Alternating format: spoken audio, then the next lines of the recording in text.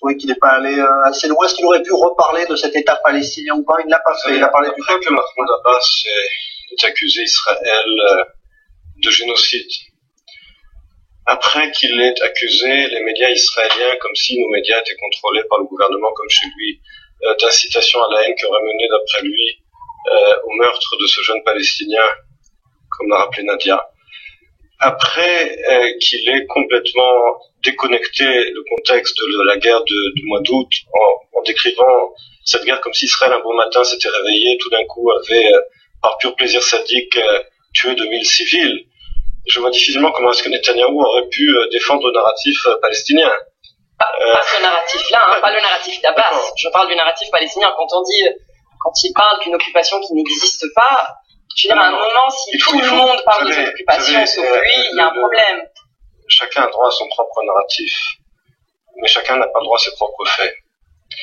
Et lorsque Netanyahou dit on n'occupe pas sa propre terre, il dit également parallèlement qu'il est prêt à un compromis historique. Il a dit je suis prêt à un compromis historique, pas parce que je me considère comme un occupant, mais parce que c'est l'intérêt de mon pays. Je crois que c'est parfaitement légitime. C'est très joli, rhétoriquement parlant, c'est très beau, mais ça n'empêche que c'est pas un argument de dire c'est à nous parce qu'on y était il y a 2000 ans. Ça n'est ni beau ni pas beau.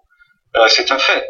Israël n'est pas un occupant ni sur le plan du droit international, ni historiquement. Si Israël est un occupant en Judée-Samarie, Israël est un occupant à Tel Aviv et à Jaffa. Maintenant, il ne dit pas ça pour dire parce que nous ne sommes pas des occupants, je refuse un accord historique. Non. Il dit je ne suis pas un occupant et je suis prêt à un compromis historique en dépit du fait que je ne suis pas un occupant. Je pense que c'est une déclaration parfaitement légitime et d'ailleurs qui est reprise pas seulement par Bennett et par Netanyahou. Je rappelle que Tzipi Livni elle-même a souvent repris à son compte cette même déclaration en disant lorsqu'elle affirme son soutien pour un accord historique, elle ne le fait pas parce qu'elle se considère comme une occupante, mais parce qu'elle considère que c'est l'intérêt d'Israël. Donc là-dessus, c'est une position qui n'est pas partagée uniquement par Netanyahou et par Bennett, contrairement à ce que vous dites, mais par également le Parti travailliste, Herzog lui-même. Vous êtes en train de faire glisser l'affirmation. Moi, j'ai pas envie de tourner ce débat sur l'occupation. En occupation, on sera pas d'accord de toute façon, mais vous faites glisser. Tzipi Livni, elle dit pas je veux pas un accord de paix parce qu'on n'est pas occupant, parce que ça nous appartient, parce qu'on était là il y a 2000 ans. Elle dit c'est dans notre intérêt. Oui, mais le point c'est que notre présence là-bas pour Tzipi Livni est absolument mauvaise. Ce que Netanyahou ne dit pas, Bennett encore moins, et les autres non plus. C'est pour ça que nous avons une démocratie avec très différent. C'est pour ça que nous avons une démocratie avec différentes opinions. Donc apparemment c'est pas du fait, c'est des opinions.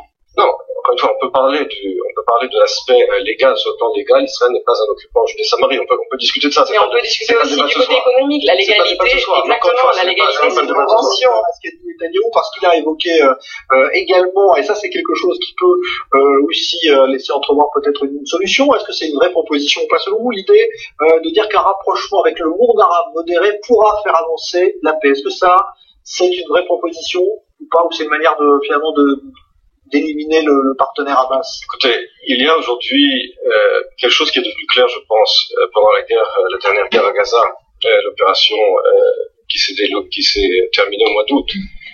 On a vu effectivement certains réalignements dans le monde arabe, en particulier, bien entendu, l'opposition très ferme du gouvernement de Al-Sisi, égyptien, contre le Hamas, et une coopération avec Israël contre le Hamas. Le Hamas, finalement, n'a pas bénéficié du soutien qu'il espérait auprès de nombreux pays arabes. Ses principaux soutiens ont été le Qatar et la Turquie, mais de nombreux pays arabes, en particulier la Jordanie, l'Égypte et d'une certaine manière également l'Arabie Saoudite, ont pris leur distance. Donc il y a effectivement des réalignements au sein du monde arabe. Ajouter à cela, bien entendu, la menace de l'État islamique, qui menace non seulement l'Irak, mais également ensuite l'Arabie Saoudite, puisque l'État islamique veut conquérir les lieux saints de l'islam en Arabie Saoudite. Le conflit historique qui ne cesse de se dégrader entre les sunnites et les chiites. Et il y a là effectivement un certain réalignement au sein du monde arabe. Je pense que c'est à cela que Netanyahou fait référence. Est-ce que cela suffira? Parce qu'au bout du compte, un accord de paix serait négocié avec l'autorité palestinienne. Après le discours qu'a fait Mahmoud Abbas, on voit difficilement comment cela pourrait avoir lieu. Mais effectivement, il y a des réalignements aujourd'hui au monde arabe au niveau des intérêts des différents pays. Alice, là-dessus? C'est vrai que Abbas, il est allé vraiment trop loin pendant son dernier discours.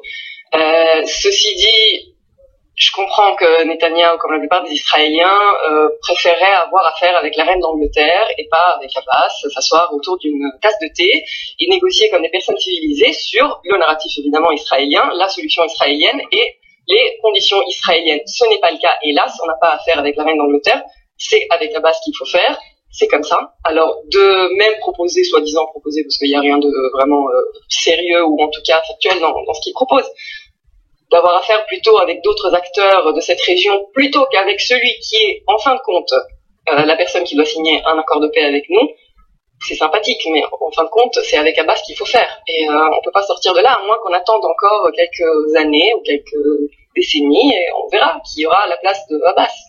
Alors pour ce qui est de la réponse sur les accusations de crimes de guerre, on a vu qu'il est venu avec une photo d'un lance-roquette à Gaza durant l'opération avec des enfants qui jouent autour. Est-ce que là-dessus aussi, est-ce que c'était pas trop attendu finalement ce genre de démonstration qu'on a entendu beaucoup tout l'été? Est-ce que c'était bien de le refaire encore à la tribune des Nations Unies ce soir?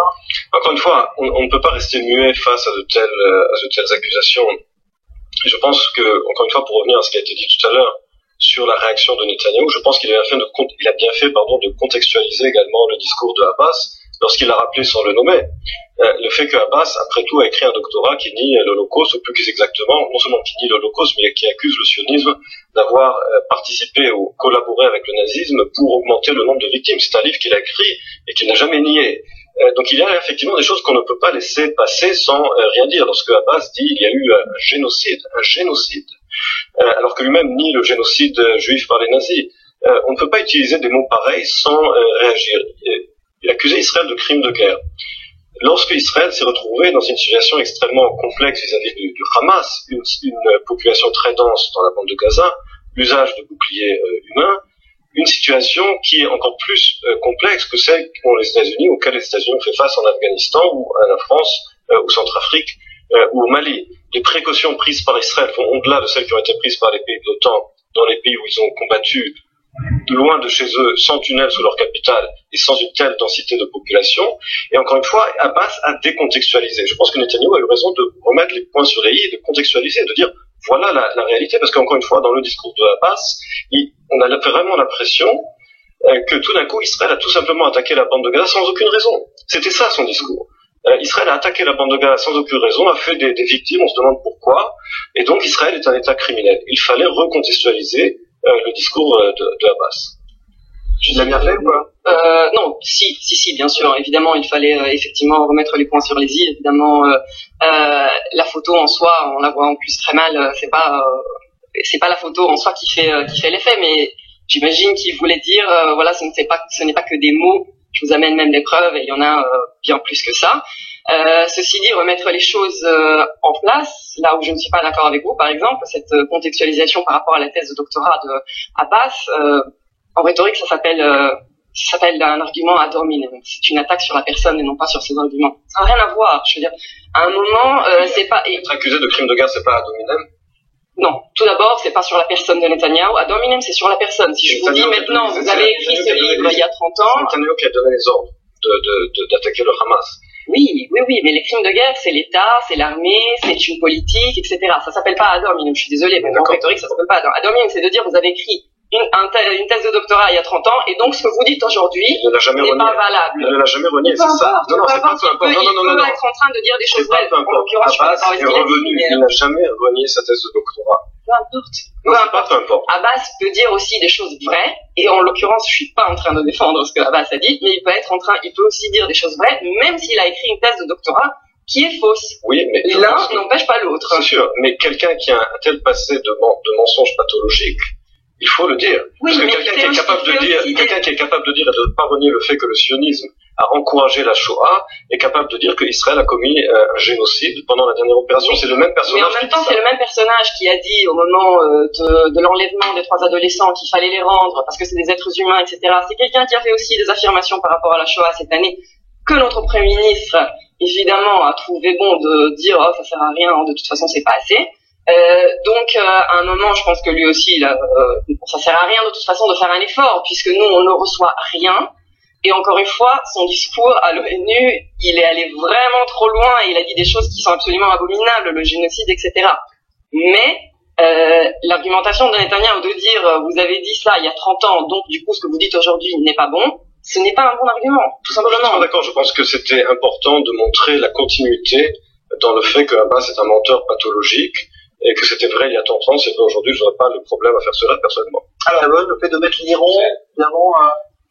D'abord, votre situation est inexacte. Je pense que faire toujours ce relativisme moral entre la vision, je dirais, auto-centrée de Netanyahou et celle de Abbas.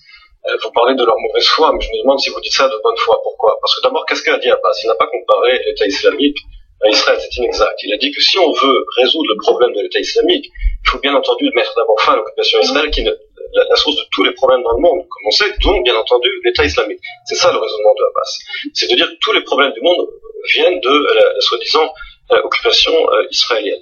Il ne s'agit pas simplement de deux narratifs parallèles. Il ne s'agit pas du tout de deux narratifs parallèles, parce que je pense que ce qu'a fait Netanyahou, c'est de rappeler le fait qu'il y a dans l'islamisme radical une vision du monde dominatrice. Et c'est vrai.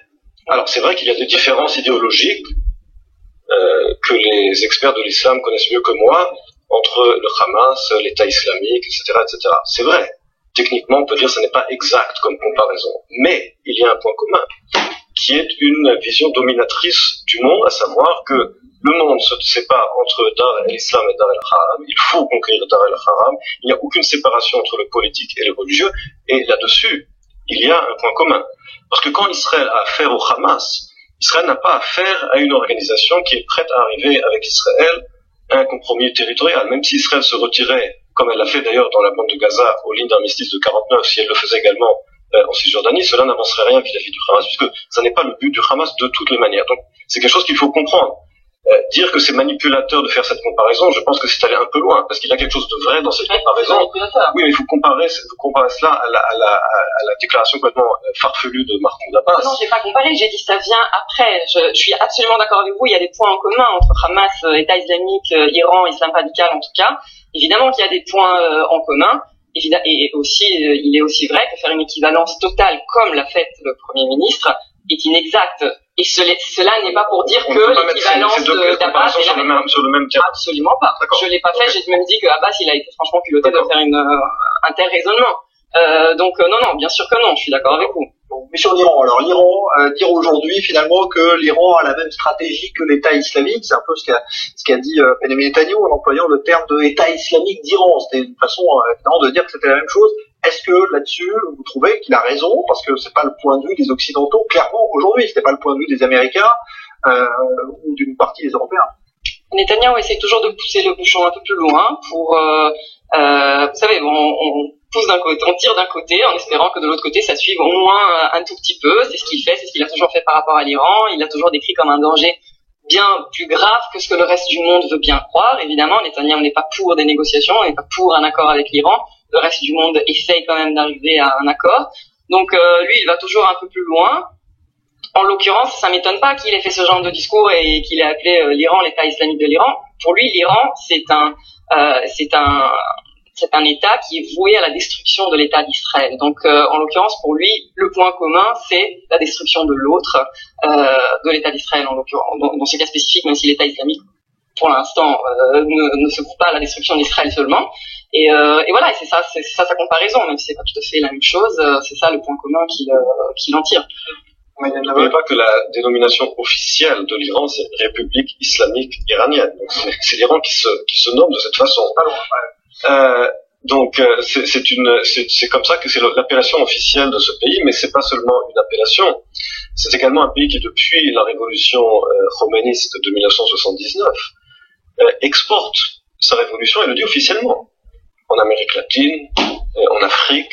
C'est le même Iran qui, pendant la guerre Iran-Irak, a mené des attentats en Europe, en particulier en France, à cause du soutien français à l'époque pour l'Irak.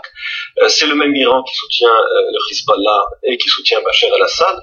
Donc ça n'est pas de la paranoïa de dire que l'Iran a une politique étrangère ouvertement expansionniste, et l'Iran le dit elle-même, une espèce de politique de coalition avec les mouvements chiites à travers le monde, pour exporter la révolution iranienne. C'est d'ailleurs une des raisons pour laquelle la guerre entre l'Iran et l'Irak avait eu lieu. C'est également une des raisons pour laquelle l'Iran d'avant Erdogan, la Turquie d'avant Erdogan voyait d'un très mauvais œil cette vision islamiste de l'Iran au Proche-Orient. Donc oui, l'Iran a eu une vision du monde et une politique étrangère, en tout cas la République islamique d'Iran, internationale, exporte sa façon de voir les choses, pas seulement au Proche-Orient, comme je l'ai dit, également en Afrique, en Amérique latine et ailleurs.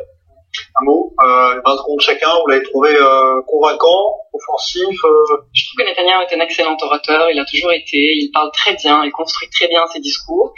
Je pense malheureusement qu'il s'adresse trop au public interne d'Israël, c'est-à-dire il prêche vraiment aux convaincus et il n'est pas très efficace vis-à-vis de ceux qui ont des doutes ou qui ne sont pas d'accord, malheureusement. Emmanuel Naveux. Je pense qu'il a au contraire dit des choses qu'il fallait dire, comme il a dit aux Nations Unies, il y a des choses, des vérités qu'il faut dire.